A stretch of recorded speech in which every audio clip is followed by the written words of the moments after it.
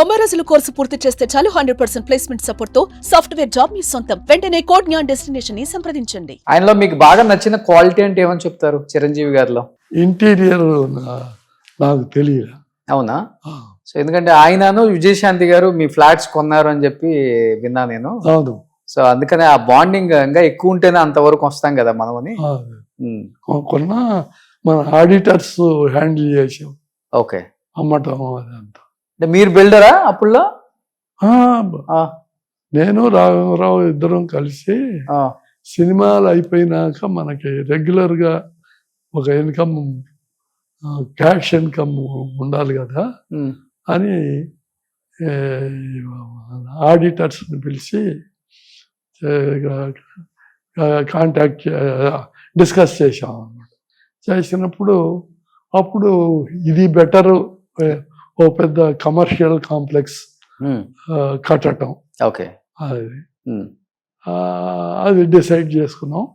సరే ఫస్ట్ నేనే డబ్బు ఇచ్చాను కదా ల్యాండ్ కొనటానికి.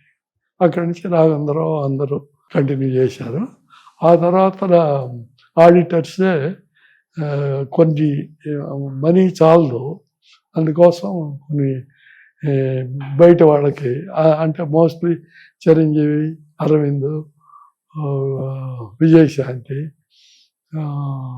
కోదండరావు రెడ్డి, ఇటువంటి సినిమాలో ఉన్న వాళ్ళకి, టి రామారావు, ఇటువంటి వాళ్ళందరికీ అమ్మాము అన్నమాట. ఓకే. అది సో రియల్ ఎస్టేట్. సో ఇప్పటికి కాంప్లెక్స్లు చాలా ఉన్నాయి కదా మీవి? ఇప్పటికి 3 ఫ్లోర్లు ఉంచాము నా పేరులో. ఆర్కే సినీప్లెక్స్ ఉంది కదా హైదరాబాద్ లో, ఎల్వి ప్రసాద్ ఆపోజిట్. అవును. అది మీదే కదా? కాదు, రాఘవేంద్ర గారు. ఓన్లీ రాఘవేంద్ర. మొత్తం కాంప్లెక్స్ మొత్తం. ఓకే.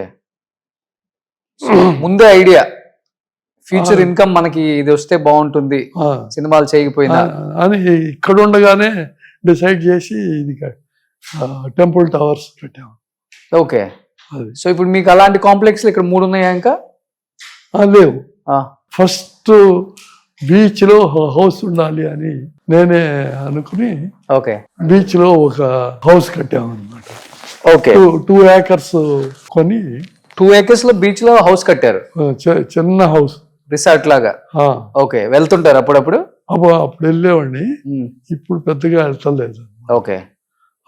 అందులో నుంచి మన శంకర్ గొడవ పెడితే ఒక 6 grounds అతనికి అమ్మాను. ఎవరికి? శంకర్, డైరెక్టర్ శంకర్. అతను ఇల్లు కట్టుకున్నాడు. అంటే మనం ఇల్లు కట్టే ఇచ్చాము. తర్వాత 2-3 years తర్వాత ఆ ఇల్లు పడగొట్టేసి ఇంకా ముందు సి వరకు ఇచ్చాము 6 grounds. అక్కడ ఒక ఆఫీస్ అంటే అతను స్క్రిప్ట్ రైటింగ్స్ వాటికి, తర్వాత ఒక ఇల్లు కట్టుకున్నాడు. ఓకే. సో ఈ లెక్కన మీద ఒక 1000 crores ఉంటుంది చెన్నైలో ప్రాపర్టీస్. మా టీం చెప్తే ఏందో అనుకున్నా. అది చెప్పకూడదు, చెప్పు. అంటే అప్పుడు కొన్నారు కాబట్టి ఇప్పుడు పెరిగాయి, అంతే కదా? ఒక్కొక్క సినిమాకి ఒక్కొక్క 10 ఎకరాలు కొనేస్తారు అప్పుడు. మొత్తం హైదరాబాద్ లోనే ఒక 5 places అమ్మేశాము. 2 years బ్యాక్ కూడా ఒకటి అమ్మేశాము. మెయింటైన్ చేయలేక? లేదు, గవర్నమెంట్ ఆక్యుపై చేసింది, అందుకని ఇచ్చేసాం అన్నమాట. దానికి డబ్బు ఇచ్చారు. డబ్బు ఇచ్చినాక అది దాంట్లో మళ్ళీ డబ్బుతో పాటు ఒక 1000 feet ల్యాండ్ ఇచ్చారు. ఓకే. అది అమ్మేశాం అన్నమాట. సో ఇప్పుడు ఇక్కడ బిజినెస్ లో ఏం చేస్తున్నారు చెన్నైలో?